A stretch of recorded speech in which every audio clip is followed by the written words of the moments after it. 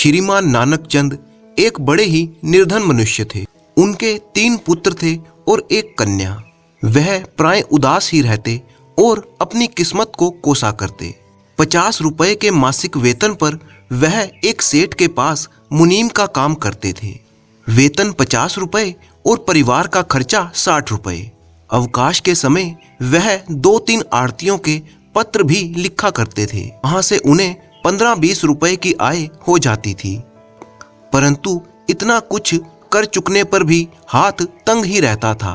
नानक चंद अत्यंत आतुर रहते। उनके मुख पर कभी किसी ने हंसी की रेखा नहीं देखी थी। उनको ना खाने का शौक था और ना पीने का। उनके साथ काम करने वाले लोग सोचते कि कैसा कंजूस आदमी है, जरा कपड़े तो उजले रखा करो। नानक चंद इन बातों का कोई उत्तर ना देते और टाल जाते। जिस सेठ के पास वो काम करते थे वहां पर 1 बजे के लगभग एक खांचे वाला आता तो बाबू लोग काम काज छोड़कर उसके आसपास घेरा लगा लेते थे। कोई 2 आने खा जाता, कोई 4 आने, परंतु नानक चंद को किसी ने भी कभी कोई वस्तु खाते हुए नहीं देखा। लोगों का ख्याल था कि उनकी प्रकृति ही ऐसी है, वे पेट काट काट कर बचाता है। लोग उन्हें कंजूस समझते थे, परंतु सच्चाई इससे कोसों दूर थी। नानक चंद कंजूस ना थे। दूसरे बाबुओं की तरह वे भी चाहते थे कि उजले वस्त्र रखें, परंतु पैसा पास ना था। मिठाई का खोंचा देखकर उनका मन भी बालक की तरह अधीर हो जाता था, परंतु घर के बड़े हुए खर्च गला पकड़ लेते थे। एक दिन की बात है, प्रातःकाल का समय था। नानक चंद आड़तियों के पत्र लिख रहे थे और उनके पुत्र उधम मचा रहे थे। बसंत कहता था, अनंत मेरा घोड़ा ले गया, और अनंत रोता था, बसंत मुझे रस्सी नहीं देता। इन दोनों को झगड़ते देखा तो बड़ा बेटा जसवंत उचक कर रस्सी और लकड़ी का घोड़ा दोनों वस्तुएं ले गया। अनंत और वसंत दोनों चीख चीख कर रोने लगे। नानक चंद ने अपनी पत्नी सीता से कहा, इनको यहाँ से हटाती क्यों नहीं? मुझे अभी बहुत सा काम करना है।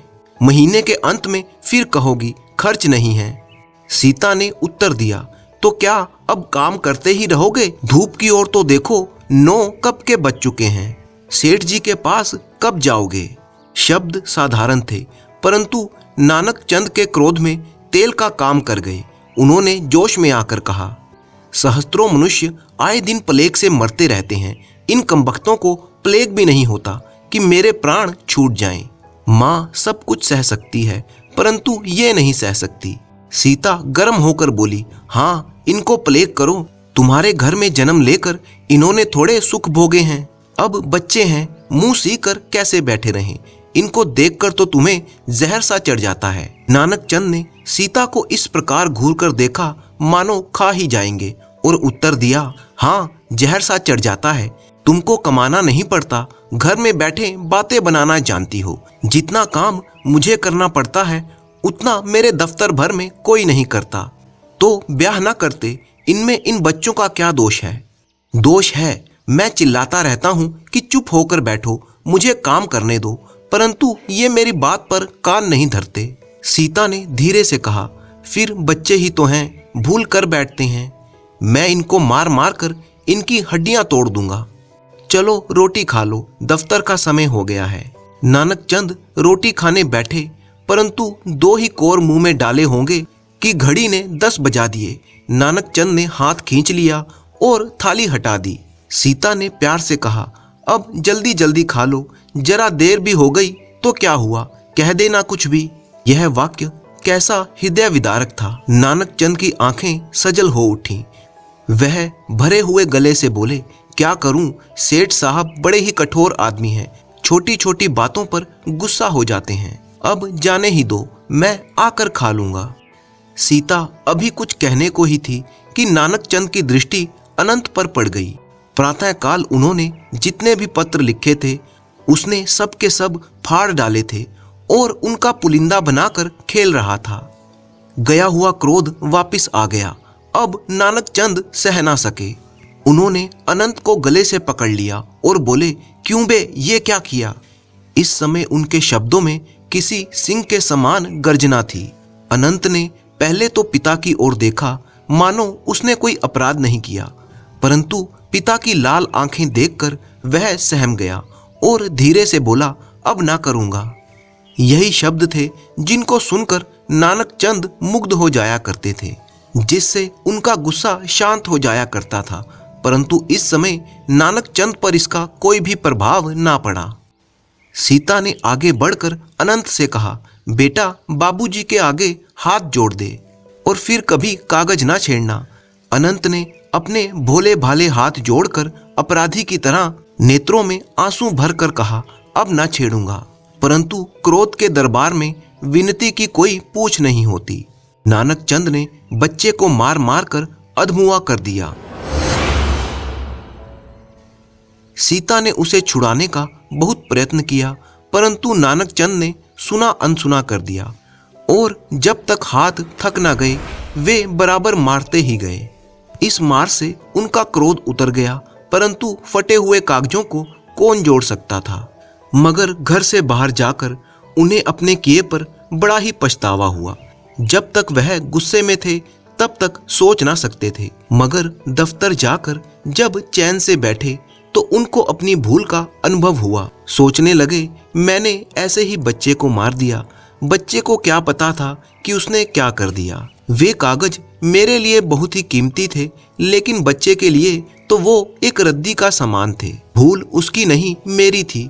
मुझे चाहिए था कि मैं कागजों को संभाल कर रखता, ना कि इस तरह से चारपाई पर फेंक देता। मैंने ठीक नहीं किया।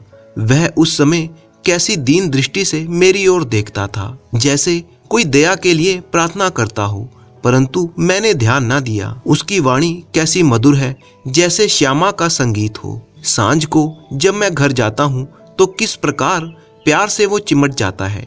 दफ्तर का समय होता है तो मेरे जूते लाकर आगे रख देता है। उसका बाल हृदय क्या कहता होगा। अबोध बालक क्या जानता है कि ये कागज काम के हैं या बेकार। परंतु क्रोध ने आंखें बंद कर दी थी। उन्होंने चाहा कि उड़कर घर पहुंच जाएं, परंतु दफ्तर के नियम ने पांव जकड़ लिए थे। वे चुपचाप काम करते रहे। उस दिन उन्हें ऐसा प्रतीत होने लगा मानो समय रुक गया हो और घड़ी की सुइयां जम गई हों। वे बराबर घड़ी की ओर देखते रहे और क्रोध से अपने होंठ काटते रहे। आखिर घड़ी ने 4 बजाए। नानक चंद लंबे लंबे कदम भरते हुए घर की ओर चल पड़े। बाजार में पहुंचे तो सोचा अनंत को मारा था, वह रूठ गया होगा। मुझे देखेगा तो छिप जाएगा, पुकारूंगा तो उत्तर ना देगा। मिठाई का डोना ले चलता हूँ, यह मिठाई उसके लिए मरहम का काम कर जाएगी। यह सोचकर नानक चंद ने 4 आने की मिठाई खरीदी और घर की तरफ चल दिए। परंतु वहां पहुंचे तो घर की अवस्था ही बदली हुई देखी। एक ओर उनकी पत्नी बैठी रो रही थी, दूसरी ओर उनकी बेटी सिसक रही थी। नानक चंद के कलेजे में जैसे किसी ने भाला चुभो दिया हो। उनका सिर चकराने लगा और पांव तले से भूमि खिसकने लगी। उन्होंने मिठाइयों का डोना एक तरफ रखा और पत्नी के पास जाकर बोले, क्यों, क्या बात है। सीता इस समय तक चुप थी, परंतु पति की बात सुनकर वह अकुला उठी। उसने छेड़ी हुई नागिन के समान सिर उठाया और कहा, मिठाई बांटो, तुम्हारी इच्छा पूरी हो गई। सवेरे बच्चे को प्लेग करने की शुभ प्रार्थना कर रहे थे, भगवान ने तुम्हारी प्रार्थना सुन ली। नानक चंद का कलेजा धड़कने लगा। उनके हृदय में बहुत सी शंकाएं उठने लगी। वह घबरा कर बोले, क्यों, कुशल तो है। अनंत कहाँ पर है। अनंत तुम्हारा कौन है जो उसके लिए पूछते हो। सवेरे सवेरे मार मार कर बेचारे के प्राण ही ले लिए थे, परंतु अब कहाँ है।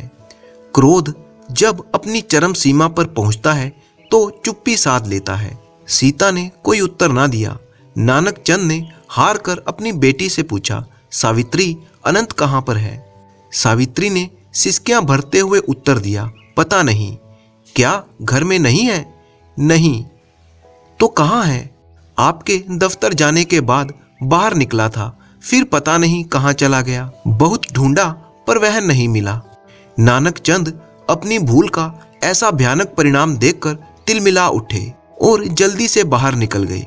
वे कभी सोचते कि किसी तांगे के नीचे न आ गया हो, कभी कल्पना होती कि वर्षा के दिन है, नदी में बाढ़ आई हुई है, उसमें ना गिर गया हो, ये जो कुछ भी हुआ है उसका जिम्मेवार मैं हूँ। सीता को कौन सा मुंह दिखाऊंगा। ये सोचते सोचते उनकी आंखों में आंसू आ गए। रोते हुए बाहर निकले और बच्चे को ढूंढने लगे, परंतु उसका कोई पता ना मिला। ढिंडोरा पिटवाया, पुलिस में सूचना दी और हताश होकर घर की तरफ चल पड़े।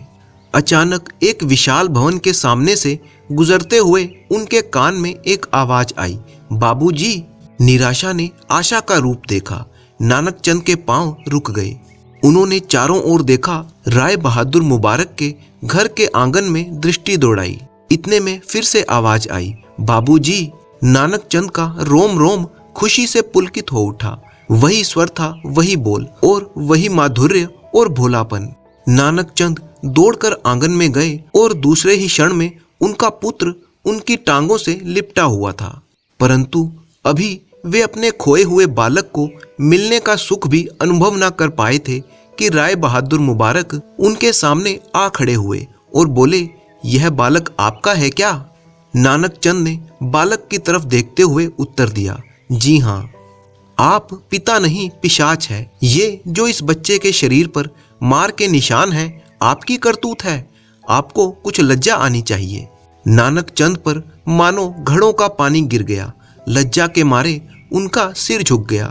धीरे धीरे बोले, ये मेरी मूर्खता थी। भविष्य में ऐसी भूल ना होगी। आपके कितने बालक हैं? 3 और लड़कियां 1। राय बहादुर ने प्यासे नेत्रों से नानक चंद की ओर देखा। यह कैसा भाग्यशाली है, और सोचने लगे कि ये निर्धन है, परंतु आंगन बच्चों की हंसी से गूंजता रहता है।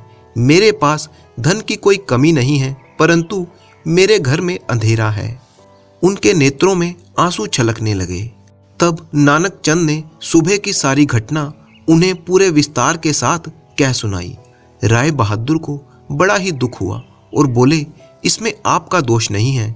ये दोष आपकी दरिद्रता और आपकी गरीबी का है। एकाएक किसी मनोहर विचार ने उनके हृदय में चुटकी ली। उनके मुखमंडल पर एक चमक सी आ गई। मुस्कुराकर बोले, आपको क्या तनख्वाह मिलती है? नानक चंद ने सिर झुकाकर उत्तर दिया, 50 रुपए। तो निर्वाह कैसे होता है? बड़ी तंगी से होता है। भगवान ने जो जीव भेजे हैं उनके खाने का प्रबंध हो ही जाता है। राय मुबारक ने सोचा, यही अवसर है जब नानक चंद को अपने वश में किया जा सकता है। वे मुस्कुराकर बोले, मैं एक बात कहूं? नानक चंद का दिल धड़कने लगा। उन्होंने आश्चर्य से कहा, कहिए। आपके संतान हैं परंतु धन नहीं है। मेरे पास धन है परंतु पुत्र को तरसता हूं। जी, यदि हम दोनों मिल जाएं तो हम दोनों के क्लेश दूर हो सकते हैं। मैं आपकी बात समझा नहीं। राय बहादुर कुछ क्षणों तक चुप रहे, मानो अपनी बात के प्रभाव को दोगुना करना चाहते हों। फिर बोले, बात स्पष्ट है। आप अपना यह लड़का मुझे दे दीजिए। मैं इसको गोद ले लूंगा और अपना पोष्य पुत्र बनाऊंगा। मेरे पश्चात ये मेरी संपत्ति का अधिकारी होगा और इसके बदले में मैं आपको एक मकान दूंगा और 100 रुपया हर महीने दिया करूंगा। यदि आप इस बात को स्वीकार कर लें तो मेरे यहाँ मानो बेटा हो गया और आपको धन मिल जाएगा। नानक चंद को लगा मानो वह कोई सपना देख रहे हों। उन्हें विश्वास न हुआ कि राय मुबारक सचमुच यह बात मन से कह रहे हैं। नानक चंद हिचकिचाते हुए बोले, क्या आप ये बात सच्चे मन से मेरे से कह रहे हैं? मुबारक राय के नेत्रों में आनंद छलकने लगा। वे समझ गए कि मैदान मार लिया है और बोले, हाँ, मैं जो भी कहता हूँ सच्चे मन से कहता हूँ। हम बालक से जब चाहे मिल सकेंगे, जिस समय चाहो तब मिलो, मुझे इसमें कोई आपत्ति नहीं। नानक चंद सोचने लगे।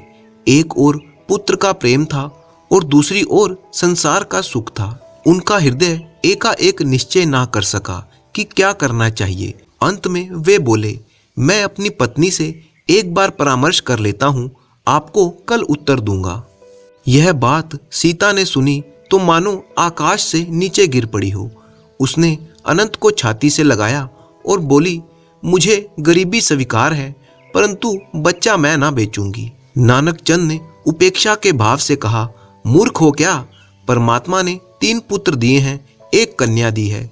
यदि इनमें से एक पुत्र दे दिया तो क्या अंधेरा हो जाएगा? और फिर कोई दूर थोड़े ही है, 4 मिनट का रास्ता है, जब चाहे देख कर आ जाना, कोई रोक टोक नहीं है। सीता ने उत्तर दिया, ये सब कुछ ठीक है, परंतु मैं बच्चा बेचूंगी नहीं। नानक चंद ने जोश में आकर कहा, मेरी बात ना मानोगी? और सब बातें मानूंगी, पर ये ना मानूंगी, मैं माँ हूँ, डायन नहीं हूँ। इसका मूल्य मेरा क्रोध होगा, मुझे वह भी स्वीकार है। नानक चंद को आशा ना थी कि बात यहाँ तक बढ़ जाएगी। वह कड़क कर बोले, ये बात है तो फिर मैं वही करूँगा जो मेरे जी में आएगा, देखता हूँ तुम मेरे हाथ कैसे पकड़ती हो। सीता ने यह सुना और बेहोश होकर गिर पड़ी, परंतु नानक चंद ने इसकी परवाह नहीं की और राय बहादुर का प्रस्ताव स्वीकार कर लिया। अब उनका बेटा राय बहादुर के पास था। नानक चंद अब पहले वाले नानक चंद ना थे। राय बहादुर की उदारता ने उन्हें माला माल कर दिया था। अब वे अच्छे घर में रहते, अच्छे वस्त्र पहनते, सांझ सवेरे बग्गी में बैठकर हवा खाने जाते। उस समय उनकी आंखों में अभिमान खेलता था, परंतु लोग उनसे प्रसन्न ना थे। कोई कहता, भिखारी राज सिंहासन पर चढ़ बैठा, अब तो परमात्मा ही रक्षा करे। कोई कहता कि ये तो नीच मनुष्य है, एकाएक रुपया मिल गया तो आपे से बाहर हो गया। कोई कहता, बेटे के बदले में धन मिल गया है, देखें इसका परिणाम क्या होगा। अर्थात जो जिसके मन में आता वो वही कह देता, और ये बातें पीठ पर नहीं बल्कि नानक चंद के सामने भी कह दी जाती थी। परंतु नानक चंद इनका जवाब देते हुए कहता कि मैं किसी को कष्ट नहीं देता, किसी का दिल नहीं दुखाता, फिर मुझसे ये लोग ईर्ष्या क्यों करते हैं। राय बहादुर मुबारक मुझे रुपया देते हैं, मैं लेता हूँ, इसमें लोगों के हृदय में शूल क्यों उठता है। मैंने किसी की चोरी नहीं की, किसी के डाका नहीं डाला, कोई पाप नहीं किया, फिर लोग मुझसे जलते क्यों हैं, इसका कारण क्या है। मुझे देखकर उनके तन में आग लग जाती है, इसका क्या कोई उपाय हो सकता है। मगर प्रतिदिन सोचने पर भी उनको कोई भी कारण समझ में नहीं आता। यहाँ तक कि उन्होंने इस बात पर विचार करना भी छोड़ दिया था। परंतु ऐसा करने पर भी वह अनुभव करते कि जिस बात की आशंका थी वह पूरी ना हुई। उनकी पत्नी दिन रात उदास पड़ी रहती। वह उठती तो सिर चकराता, बैठती तो अपने आप ही रोने लगती, सोती तो चौंक कर उठ जाती। उसे ना बच्चों का ध्यान था और ना ही घर के कामकाज का। यहाँ तक कि उसे खाने पीने की भी सुध नहीं थी। ऐसा लगता था मानो उस पर किसी ने जादू कर दिया हो। नानक चंद का जीवन अब दुखमय होने लगा था। वह प्राय सोचते, बड़ी ही मूर्खता की मैंने। लक्ष्मी की ओर फूलों की शैया समझकर गए थे, परंतु इसमें तो कांटे ही कांटे निकले। बाहर निकलते तो लोगों की नोक-झोंक सुनते, घर जाते तो पत्नी एकदम उदासीन और बीमार पड़ी रहती। नानक चंद घबरा गए। उनका यह विचार कि धन में सुख है अब सच ना निकलता था। नानक चंद के नए मकान के निकट एक छोटी सी पुष्प वाटिका थी, जिसे उन्होंने अपनी इच्छा के अनुसार सजाया था। शाम के समय सीता को वहां पर ले जाते और उसे प्रसन्न करने की चेष्टा करते, परंतु सीता के चित्त को शांति कहाँ मिलती थी। उस पर कोई भी प्रभाव ना पड़ता। इससे पहले वह हंसमुख और चंचल थी, परंतु अब उसके मुख पर मुस्कुराहट कभी ना झलकती थी। सीता का हृदय भी बहुत ही दुखी था, परंतु वह अपने दुख को जबान पर लाना उचित ना समझती थी। इस हृदय वेदना का परिणाम यह हुआ कि सीता का शरीर दुर्बल होने लगा और उसे हल्का हल्का ज्वर भी रहने लगा। खाट से उठना उसके लिए कठिन हो गया। राय मुबारक को भी जब ये समाचार मिला तो उन्हें भी चिंता हुई। उन्होंने एक योग्य डॉक्टर भेजा और साथ ही काम करने के लिए नौकरानी का भी प्रबंध कर दिया, जो दिन रात सीता के सिराने खड़ी रहती थी। परंतु इतना सब करने पर भी सीता का रोग कम ना हुआ। वह दिन प्रतिदिन और भी ज्यादा क्षीण होती जा रही थी। यहाँ तक कि नानक चंद ने एक दिन डॉक्टर से पूछा, कोई भी औषधि काम क्यों नहीं करती।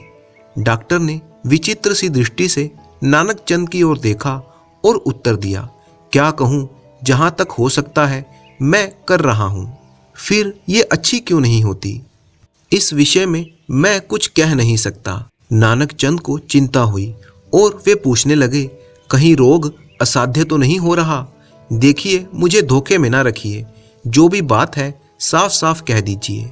डॉक्टर ने उत्तर दिया, इसका बचना अब कठिन है।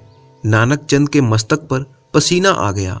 वे रुक कर बोले, यदि किसी पहाड़ पर ले जाऊं तो कैसा रहेगा? कोई फायदा ना होगा। फिर कोई और उपाय है या नहीं? एक उपाय है, उससे इनका बचना संभव है, और कोई उपाय नहीं है। क्या आप वैसा करेंगे नहीं? नानक चंद समझ गए, डॉक्टर साहब क्या उपाय बताएंगे। फिर वह संभल कर बोले, मैं करूंगा, आप बताइए तो। ये बच्चे के वियोग में मर रही हैं, उसकी वापसी इनके लिए संजीवनी बूटी हो जाएगी। मैं मानता हूं इसके लिए आपको भारी बलिदान करना होगा, परंतु पत्नी और संतान के सामने संसार के सभी सुख व्यर्थ हैं। इसमें कोई संदेह नहीं है कि अब आपको सुख प्राप्त है, परंतु इनका हृदय 24 घंटे अपने बच्चे के लिए रोता रहता है। जहां पर अग्नि सुलग रही हो वहां पर औषधि क्या कर सकती है? इसीलिए यदि आपको अपनी पत्नी से प्रेम है और इन्हें बचाने की इच्छा है तो इनका बच्चा लाकर इन्हें वापस कर दें। इनके रोग की यही औषधि है। यह ख्याल नानक चंद के मन में पहले भी कई बार आ चुका था, परंतु दूसरे के मुख से सुनकर उनके पैर भूमि में गड़ गए। उन्होंने नीचे की ओर देखते हुए उत्तर दिया, मैं स्वयं पछता रहा हूँ। मैं कैसी भूल कर बैठा। आपके शब्दों ने मेरा विचार और भी दृढ़ कर दिया है। मैं इस सौदे को तोड़ दूंगा। तो अभी लिखा पढ़ी नहीं हुई है? जी नहीं। जरा हौसले से बातचीत करना, उनके रोब में मत आ जाना। इसकी चिंता ना करें, मैं सब कुछ ठीक कर लूंगा। नानक चंद भले प्रकार से जानते थे कि सीता के रोग का कारण अनंत का वियोग है, परंतु उनको इस बात की आशंका ना थी कि ये रोग इतना घातक सिद्ध होगा, और इसी कारण से वे इस समय संभले हुए थे। परंतु डॉक्टर की बात सुनकर उनका साहस टूट गया और उन्होंने निश्चय कर लिया कि जल्दी से जल्दी बालक को वापस ले आएंगे। इस कारण से उन्होंने अपना एक नौकर राय बहादुर के घर पर भेजा और अनंत का हालचाल पूछा। उत्तर आया कि अनंत भी बुखार से बेसुध पड़ा है और उसका इलाज भी डॉक्टर कर रहे हैं। नानक चंद के हृदय पर यह दूसरा आघात था। जल्दी से सीता के पास पहुंचे। वह नेत्र मूंद कर पड़ी थी। नानक चंद अधीर हो उठे। ये वही सीता थी जो सुबह से सांझ तक कामकाज में लगी रहती और कभी थकती ना थी, और आज उसके हाथों में इतनी शक्ति भी ना थी कि वह अपने मुख से मक्खियां तक उड़ा सके। सीता को देखकर नानक चंद के पांव डगमगाने लगे, नेत्रों में जल भर आया और सीता के पास बैठकर भरे हुए गले से बोले, सीता। सीता ने आंखें खोल दी। जब से नानक चंद ने उसकी इच्छा के विरुद्ध उनका पुत्र राय बहादुर को दे दिया था, उस दिन से उसने नानक चंद से बातचीत करना बंद कर दिया था।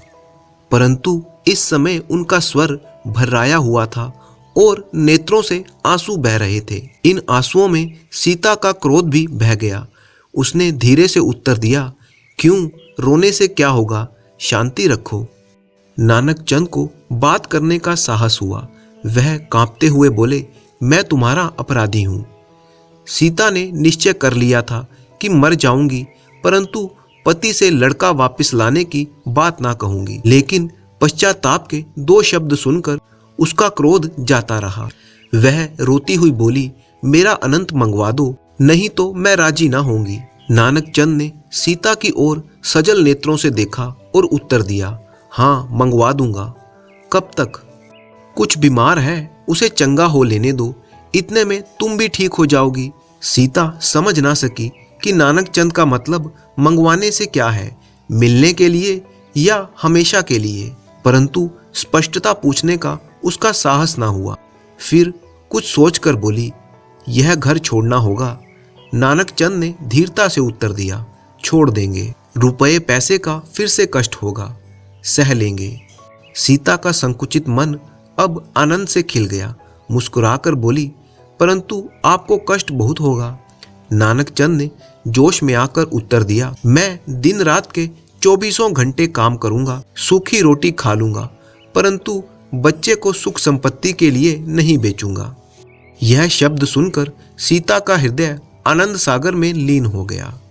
इसके दूसरे ही दिन 10 बजे सीता ने नौकर को बुलाया और पूछा, बाबूजी हैं?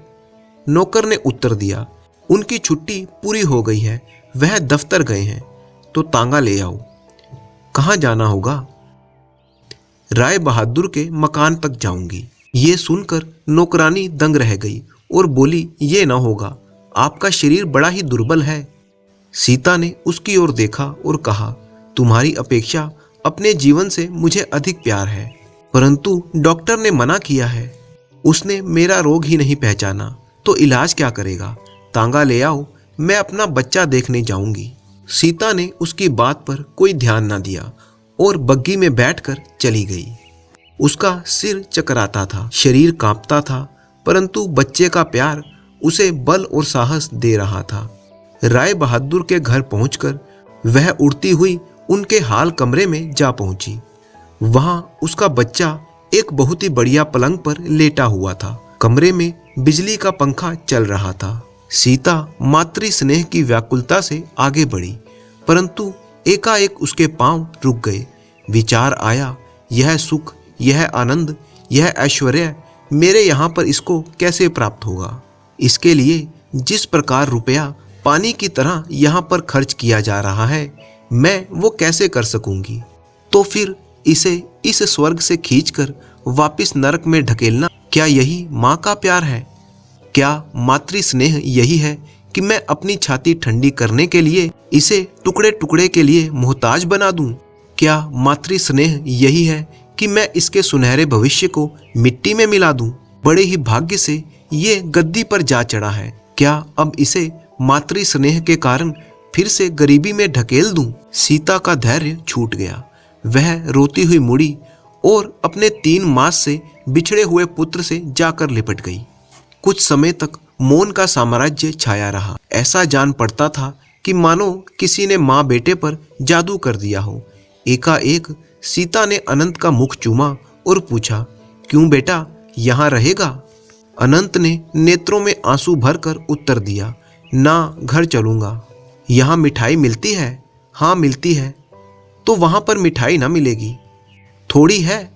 थोड़ी भी नहीं है। अच्छा, और अच्छे कपड़े भी नहीं हैं। घर वाले कपड़े गंदे हैं? हाँ बेटा, घर वाले कपड़े गंदे हैं। अब बता, यहाँ पर रहेगा? अनंत ने कुछ देर सोचा और फिर खड़ा होकर बोला, ना माँ जी, मैं यहाँ पर नहीं रहूँगा। यहाँ ना रहेगा? ना, देख तो कैसा अच्छा घर है, कैसा सुंदर पलंग है।